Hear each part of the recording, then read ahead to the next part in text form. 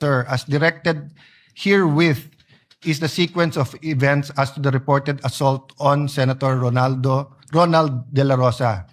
Earlier this morning, 0700 hours, NCR Chief Attorney Dong Gallo paid a call to the undersigned to coordinate an arrest order.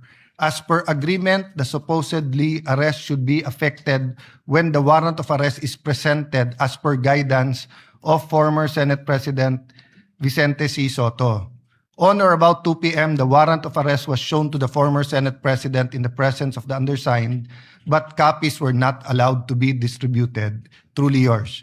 So the investigation will bear out what happened. The point I want to make is that even assuming fully coordinated yung arrest warrant, they should have approached Senator Bato or approached the Sergeant-at-Arms, given a copy of the warrant, and negotiate his surrender because they are in Senate premises.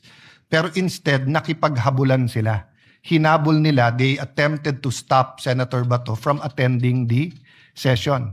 Even ordinary arrest, konsehal, vice mayor, Sangguniang Panglalawigan, even SK.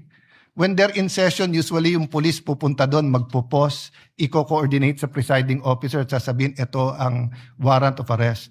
So we cannot excuse yung paghahagod o yung habulan inside the Senate premises.